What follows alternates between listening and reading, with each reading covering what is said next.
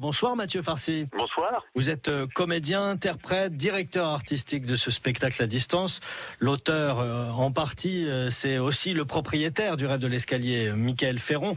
Alors d'abord, comment on met en place un tel événement? Ça sera depuis chez moi du coup. Il a fallu installer un mini-théâtre, donc avec un fond, des éclairages, tout ce qu'il faut techniquement pour assurer le spectacle, et une régie vidéo qui peut être diffusée en direct sur Internet via Facebook et YouTube.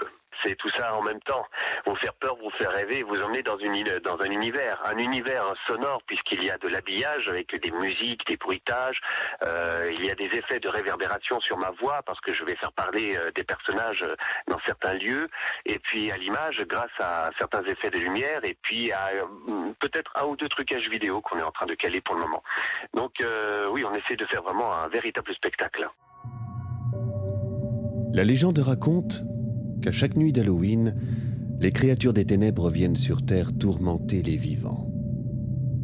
Il est un spectre, célèbre entre tous, condamné à errer la nuit jusqu'à la fin des temps, éclairant son chemin de sa lanterne creusée dans une citrouille. Il s'amuse à guider les voyageurs perdus jusqu'au plus proche cimetière où ils seront la proie de féroces esprits maléfiques. Mais il lui arrive aussi parfois d'aider les personnes égarées à retrouver leur route et de leur raconter en chemin sa funeste aventure. C'est ce qu'il m'arriva un soir.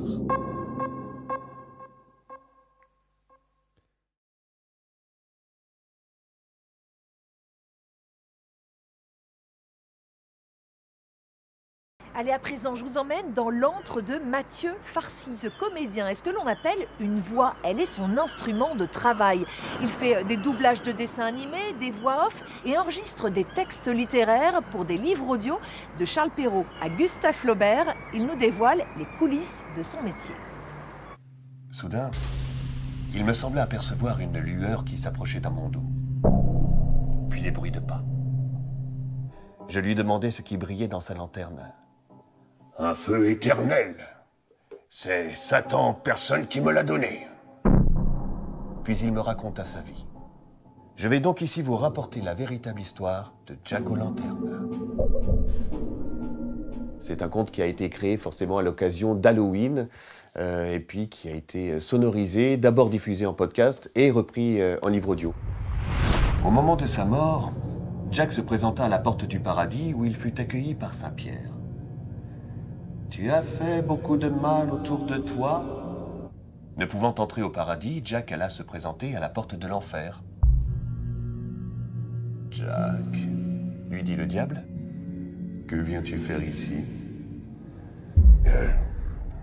Je voulais te demander si tu m'accepterais chez toi. Je t'ai promis que ma porte te serait fermée et comme tu le sais, je tiens toujours mes promesses.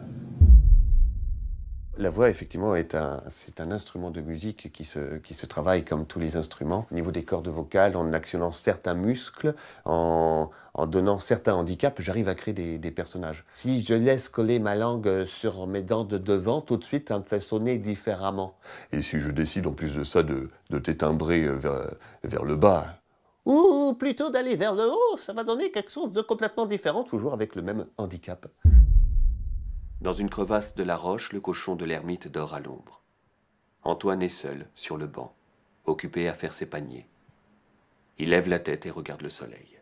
Quand on lit un livre avec notre voix intérieure, donc une lecture silencieuse, forcément on va plus vite, on a d'autres images qui viennent, mais de l'entendre dire, parfois on comprend d'autres choses. Il y a des subtilités dans le texte qui apparaissent.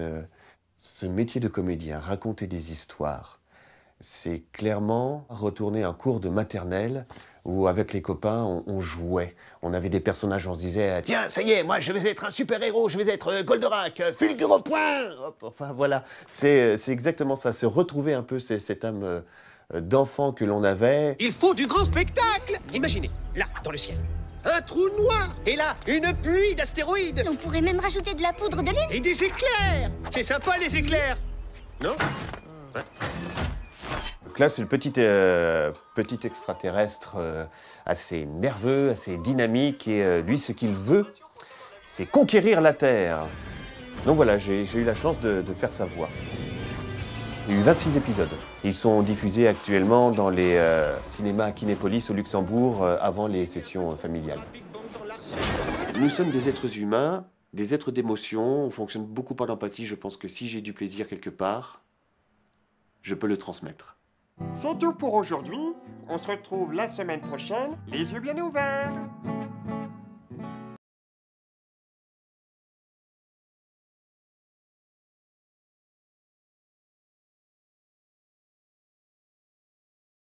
Aujourd'hui, la tentation de Saint-Antoine. La tentation de Saint-Antoine, alors que le diable lui apparaît en plein désert et lui offre une image terrestre idyllique des voluptés terrestres, eh bien, ce texte, cette idée-là de Saint-Antoine dans le désert, à qui plein de choses apparaissent, ça a donné lieu à de nombreuses œuvres picturales, les amis, ou encore cinématographiques, ou encore littéraires. Tenez, même Flaubert en a rédigé 3, rien que lui, au 19e, dont une seule d'ailleurs a été publiée, une œuvre gigantesque qui prenait un fou furieux, quelqu'un qui sublime la lecture à haute voix. J'ai nommé Mathieu Farcy lui-même, narrateur avec un grand N, qui a fait le pari d'une lecture et d'un enregistrement en direct. Alors Vues et Voix a été sensible à cette aventure et a proposé à Mathieu Farcy de lui ouvrir son catalogue pour saluer cette prouesse de livre audio.